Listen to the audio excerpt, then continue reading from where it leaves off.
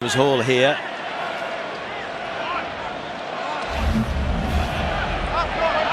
Wales on their feet, entitled to play at the ball.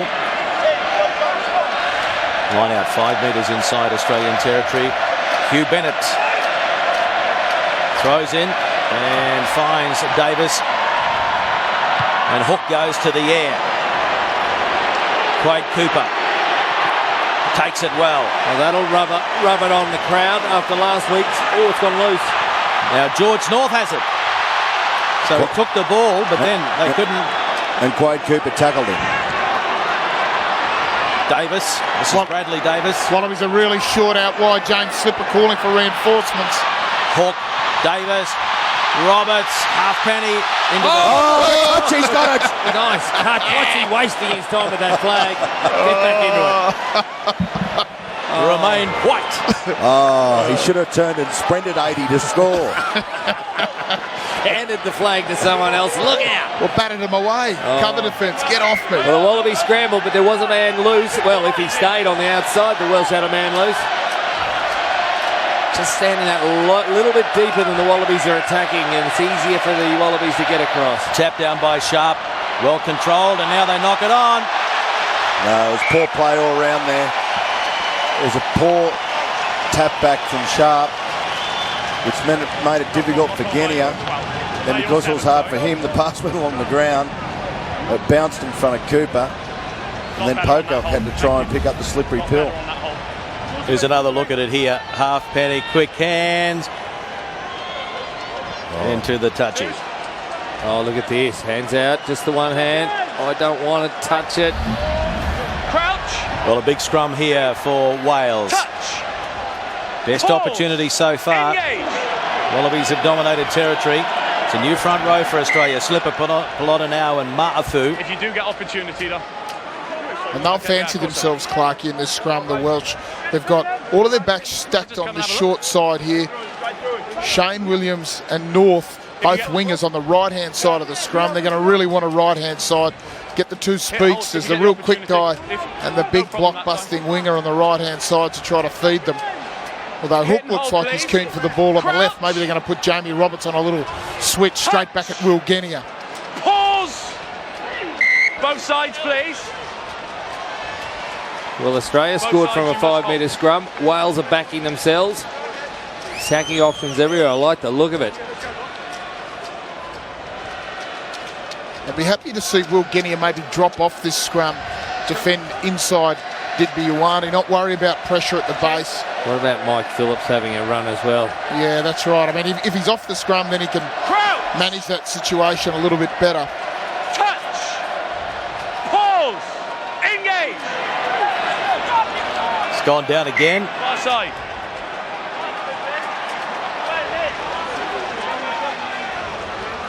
Kenzie, can you send your forensic team in? What's happening there?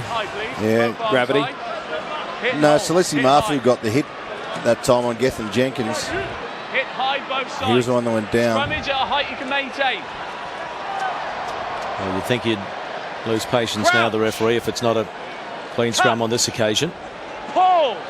Engage. Phillips puts it in, penalty. Hit at a height you can maintain. You hit down. No, you hit down. He was going to ping someone. How did he come up with this decision? Slipper. Yep. He was heading down first. You have a look at him. Shoulders below waist. Going to have a shot for goal, the Welsh. They're perceiving they're not going to have much chance of scoring. Well, this is the first time they've really been down in that area, so to come away with points will give them some confidence. And on the hold if it comes down. Surprised they might have thought about the option then of really trying to put some pressure on the Wallaby scrum. There were 3 resets, 1 penalty. If the referee goes to a 3rd penalty, it's almost a penalty try.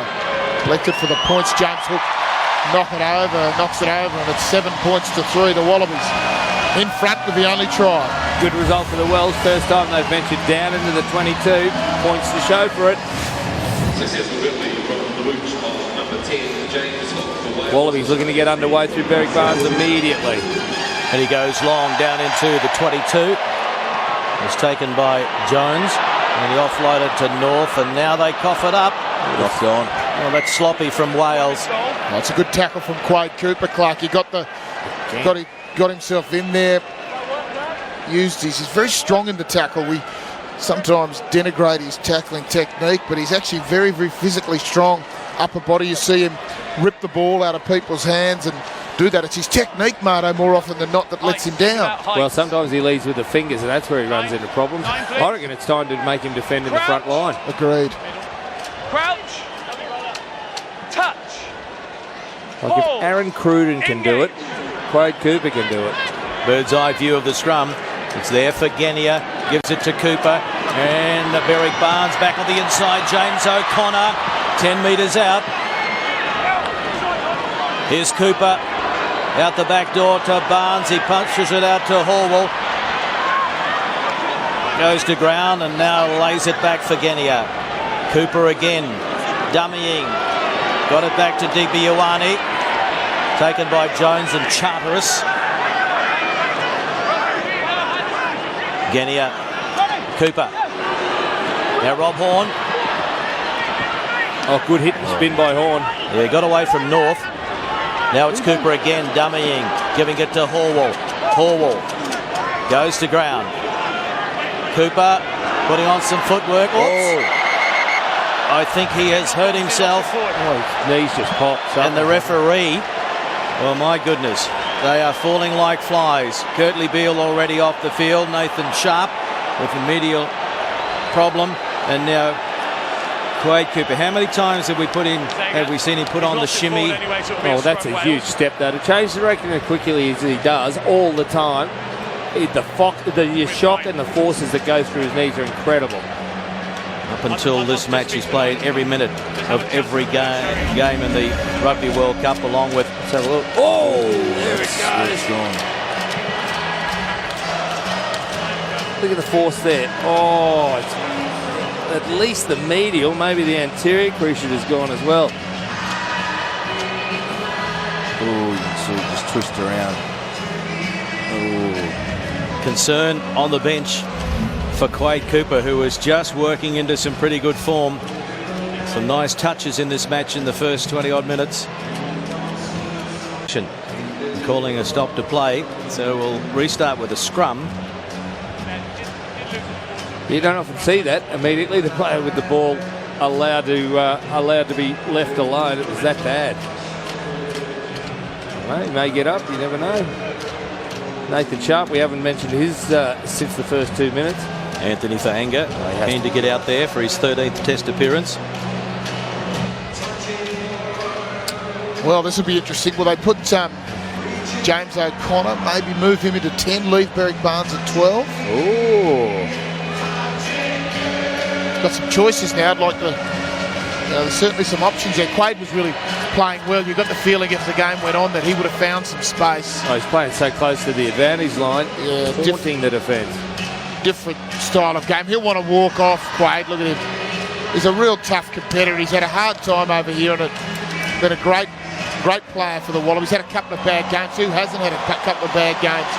Everyone wanted to bag him, but he's been outstanding in his career for Australia so far. Had a couple of soft matches, but it really started this game very, very well. Great disappointment for him personally. Well, the Welsh, even some of the Welsh players were clapping him off, because I think all the players in this tournament respect what Quade's had to go through with the continuous taunts from the New Zealand public. It's been a disgraceful performance from the New Zealand public with Quade, and he's toughed it out. Yeah, the hate campaign against one man over here has been shocking. Last Sunday night was woeful what they directed towards Quade Cooper. Two's in.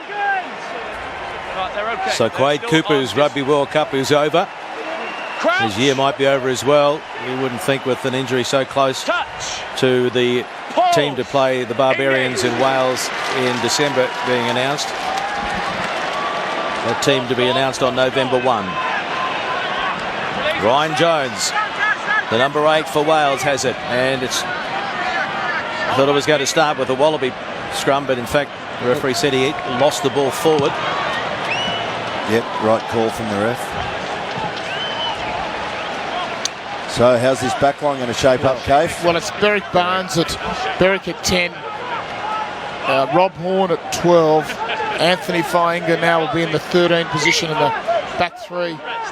Stayed the same, not from how they started the match, but Curtly Bill went off. Adam Ashley Cooper at fullback.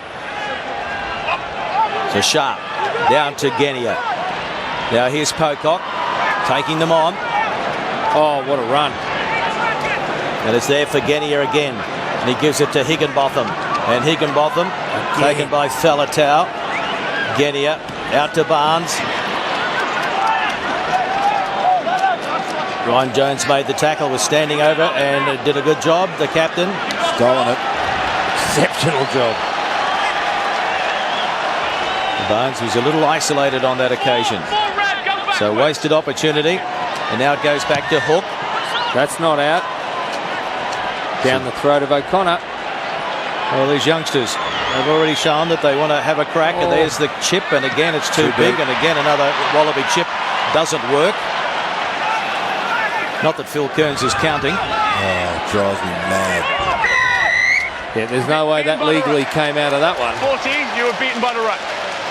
14, beaten by the ruck. He was beaten by his own chip kick. Thank you. There's every chance as you approach, because the camera doesn't show the angle he's coming from, he must have been able to see those two Welsh farm floaters drifting across, because it kicks straight to him. Off a kick like that, teams always have a defensive pattern where they're half-back, typically the scrum half will sweep the chip kicks, and the European teams do it very well because there's a lot more chipping in Northern Hemisphere rugby perhaps than what in Southern Hemisphere rugby there is, and it's a dangerous play, particularly on wet grounds. The ball could stop, it doesn't bounce, it does funny things, so teams are used to it and they get themselves in a good position to defend it. What, there's more chip kicks in the Northern Hemisphere than we do? Probably. That's impossible. Thank God I don't commentate up there. Well, here's Wales inside Australian territory. Wallabies lead 7-3.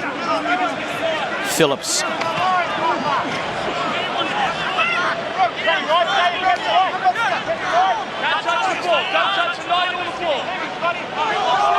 Oh, slight knock on there from Mike Phillips. Fine, you can step through, but you just can't touch the 9 or pick up the ball. Yeah. But if you touch Referee just chatting to Nathan Sharp, telling him he can't touch the ball or the scrum half, but he did a wonderful job of putting pressure on Phillips. Watch the big foot. He had the big foot over there, Sharp. He's just stepped back. Phillips had that out of the corner of his eye. He's had a terrific tournament, Phillips. Really played well. The game against Ireland, he was sublime in that match. Played well against the South Africans and the Samoans. Pause. Wallabies going to continue to attack. If the ball can come out of the scrum. Oh, they're under pressure now from the referee. Every time it's the Wallabies ball, the scrum goes down.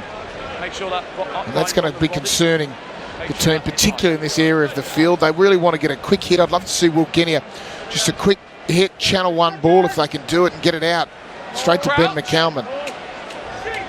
Hit and feed. Pause. Engage. That's better. Penalty goes against Wales. One Gethin Jenkins, the captain. Hitting low, head and shoulders. Well, the fact that it's crouch, touch, pause, engage. The crouch enables both scrums to get incredibly low, too low in fact, and that's why it keeps going down. You see the shoulders immediately going below the hips of Gethin Jenkins there. Bit of the reverse of what happened in the previous scrum penalty. Go to the back this time. Higginbotham gets it down, not straight. Pelota now turns straight away to the assistant referee. Remain quiet. Fellas, let's start working on. Let's get off the body. Let's hit high, okay? Bind on the body. Oh, just giving them a quick scrummage lesson. James Hook.